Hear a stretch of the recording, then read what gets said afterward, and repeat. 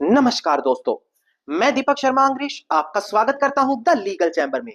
अब दोस्तों, आज की वीडियो में हम विल और वसीयत के ऊपर बात करने वाले हैं और इस विल वसीयत से जुड़ा माननीय सर्वोच्च न्यायालय यानी कि ऑनरेबल सुप्रीम कोर्ट का जो जजमेंट आया है, इसके ऊपर आज हम चर्चा करेंगे। देखिए, अक्सर देखने को मिलता है कि जैसे ही कोई विल वसीयत बनाई जाती है तो उस वसीयत के अंदर किसी ना किसी पारिवारिक सदस्य को छोड़ दिया जाता है और जब किसी पारिवारिक सदस्य को छोड़ दिया गया तो वही व्यक्ति कल को आगे चलकर कोर्ट में केस डाल देता है।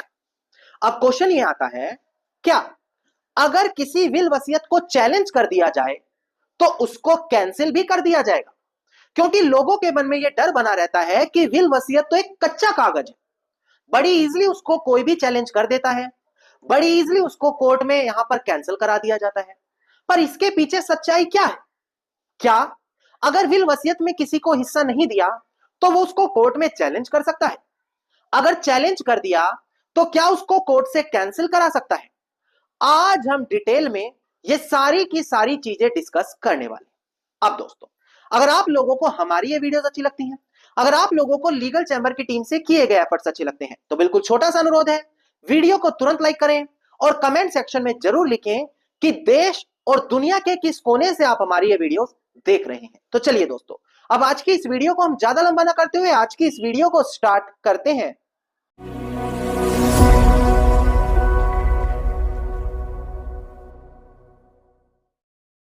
अब दोस्तों, सबसे पहले वीडियो की शुरुआत में मैं आप लोगों को बता दूं कि सीधा जजमेंट पर जाने से पहले विल वसीयत का कानून क्या कहता है यह आपको पता होना चाहिए। देखिए, कोई भी चीज कैंसिल होगी या मान्यता मिलेगी, रजिस्टर्ड करवाना है या नहीं कराना, सारी चीज कानून पर निर्भर करती है कि आखिरकार कानून कहता क्या है। जैसे कि अगर आप कोई विल वसीयत तैयार कराना चाहते हैं तो इसके लिए इंडियन सक्सेशन एक्ट 1925 उसका सेक्शन 63 पढ़ना पड़ेगा, जो बताता है कि किस तरीके से एक वैलिड, जिसकी कानून में मान्यता हो, एक विल वसीयत तैयार की जाए। इसके अलावा क्या विल वसीयत को रजिस्टर्ड किया जाए या ना किया जाए, इसके लिए रजिस्ट्रेशन एक्ट 1908 का सेक्शन 18 आप पढ़ सकते हैं, जो बताता है रजिस्टर्ड करवाना ऑप्शनल है, मर्जी है, चाहे तो कराएं या फिर ना कराएं।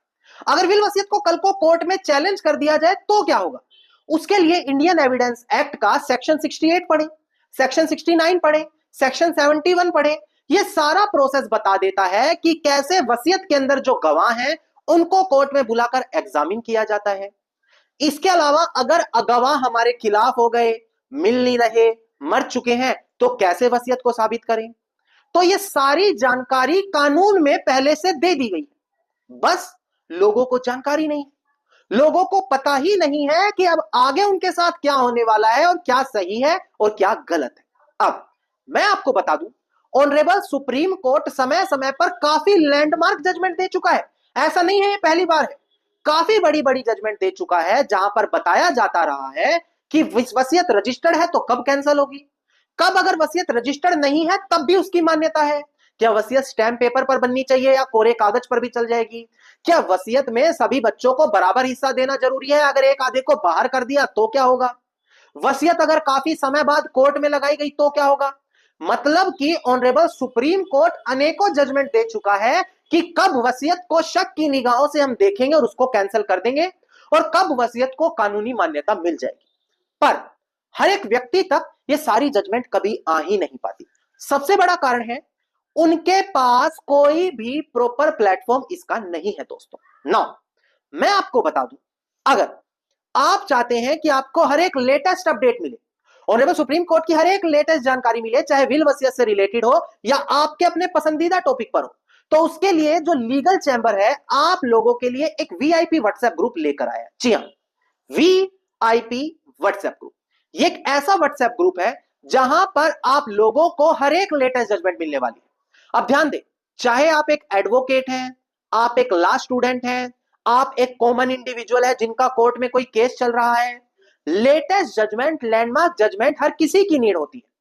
तो लीगल चैंबर आप लोगों को वो सारी चीज इस ग्रुप में प्रोवाइड करा रहा है। इसके अलावा कुछ इंपॉर्टेंट कानून, कुछ बेसिक लॉज की जानकारी, जो यहां वीडियो दिखाई जा रही है, इसके अंदर दिखाई गई जजमेंट, ये सारी की सारी चीजें इस वीआईपी व्हाट्सएप ग्रुप में मिलने वाली है। अब दोस्तों, अगर आप इस ग्रुप से जुड़ना चाहते हैं तो मात्र 999 रुपए इसकी ज्वाइनिंग फीस रखी है, जो दिन के ₹2.5 के आसपास ही बनते हैं। इस अमाउंट को पे करके आप इस ग्रुप में जुड़ जाएंगे और पूरे 1 साल के लिए ये सारी सर्विसेज एंजॉय कर सकेंगे। अब अगर आप भी इस ग्रुप से जुड़ना चाहते हैं तो तुरंत वीडियो के डिस्क्रिप्शन में जाएं, एक नंबर दिखाई देगा, उस नंबर पर कनेक्ट करके वीआईपी ग्रुप जरूर ज्वाइन करें, क्योंकि अब लिमिटेड जगह बची है। इतने कम दिनों में ही 360-70 लोग जुड़ चुके हैं, जो हमने खुद ही नहीं एक्सपेक्ट किया था। बस 20-30 लोगों की जगह बची है, तुरंत जाएं और वीआईपी ग्रुप। चलिए अब यहां से मेन वीडियो की शुरुआत करते हैं। एक भी चीज स्किप मत कीजिएगा। मैंने आपको कानून बता दिया, वसीयत को रजिस्टर्ड करवाना जरूरी नहीं है। वसीयत को बनाते समय वसीयतकर्ता अपनी इंटेंशन के साथ वसीयत तैयार करेगा, चाहे खुद लिखे या किसी दूसरे से लिखवाए, कोई दिक्कत नहीं। वसीयत करने के बाद उस पर वसीयतकर्ता के साइन होने चाहिए, 2 गवाहों के साइन होने चाहिए। कई जगह देखा जाता है एक गवाह, कोई वैलिडिटी नहीं है, कम से कम 2 गवाह चाहिए होंगे, तब वसीयत की मान्यता कोर्ट में मानी जाएगी। ये बेसिक चीज है, सिर्फ इतना एक विल वसीयत में आपको दिखाना पड़ता है। अब अगर विल वसीयत को कोर्ट में चैलेंज कर दिया जाए तो एविडेंस एक्ट के तहत, जो भारतीय साक्ष्य अधिनियम बन चुका है, 2 गवाह जो है वसीयत के, किसी एक को कोर्ट में बुलाया जाएगा, उसको कोर्ट में एग्जामिन किया जाएगा, तब कंसीडर किया जाएगा वसीयत क्या जेन्युइन बनी है, कानूनी प्रावधानों को फॉलो करके बनी है या फिर नहीं। अगर विल वसीयत के अंदर जो विटनेस है नहीं मिल रहे तो क्या होगा, उनके साइन को लाकर कोर्ट में मैच कराया जाता है कि उन्हीं के साइन है, उन्हीं की इंटेंशन है। और अगर विटनेस ही आपके खिलाफ हो गए, होस्टाइल हो गए, तो आप कोई भी रेलिवेंट एविडेंस कोर्ट में दिखा सकते हैं, ये दिखाने के लिए कि विल वसीयत बिल्कुल जेन्युइन बनाई गई है। अब यहां तक मैंने आपको विल वसीयत का एक बेसिक कानून क्लियर किया, जो आप लोगों को पता होना जरूरी है। अब डिस्प्ले पर देखकर ध्यान दें, जो बिल्कुल लेटेस्ट जजमेंट आई है, मैं डिस्प्ले पर दिखाकर आपको क्लियर कर देता हूं। ध्यान दीजिएगा दोस्तों, डिस्प्ले केस टाइटल है हमारा केएस दीना चंद्रन वर्सेस शैला जोसेफ, 17 दिसंबर साल 2025 का यह निर्णय है। अब यहां पर ध्यान, प्रेजेंट केस के अंदर एक वसीयत बनाई गई। वसीयत बनाने के बाद एक ही बेटी को, 9 बच्चे हैं, सिर्फ एक ही बेटी को वसीयत से वंचित कर दिया कि मैं इसको कुछ नहीं दूंगा। कारण था इसके पीछे का कि वो जो बेटी है उसने अपने समाज से बाहर जाकर शादी कर ली। अब पिता नाराज हो गए, उन्होंने कहा मैं इसको वसीयत में कुछ नहीं देना चाहता। बेटी ने बंटवारे का केस कोर्ट में डाल दिया। बेटी का कहना है कि वसीयत जो है अवैध है, मुझे संपत्ति में बराबर हिस्सा दो। विटनेस को कोर्ट में बुलाया गया। एक जो विटनेस है उसकी स्टेटमेंट थोड़ी सी गड़बड़ा गई। यहां पर देखा गया वसीयत बनी अलग दिन थी और रजिस्टर्ड अलग दिन हुई, और वसीयत में जो विटनेस है उसने कहा मैं तो एक दिन उनके घर गया था। अब कोर्ट ने क्या किया, ट्रायल कोर्ट और हाई कोर्ट ने उस वसीयत को अवैध ठहरा दिया। मैटर अपील होकर ऑनरेबल सुप्रीम कोर्ट में गया। ऑनरेबल सुप्रीम कोर्ट ने कहा कि देखो, हां अगर बहुत पुरानी वसीयत है तो जो विटनेस है अगर अपनी स्टेटमेंट में थोड़ी बहुत गलती कर दे तो चल जाएगा, क्योंकि काफी पुरानी बात है, एग्जैक्ट चीजें एक एक याद नहीं हो सकती। इसके अलावा जो प्रिंसिपल ऑफ इक्विटी है वो वसीयत के केसेस में लागू नहीं होगा। प्रिंसिपल ऑफ इक्विटी का मतलब होता है दोस्तों, सभी लोगों को बराबर वसीयत में हिस्सा दिया जाए, ऐसा जरूरी नहीं है। विल वसीयत एक ऐसा दस्तावेज है जो वसीयतकर्ता की मर्जी है, चाहे किसी को हिस्सा दे ना दे, बाहर वाले को सब कुछ दे दे, वो उसकी मर्जी है।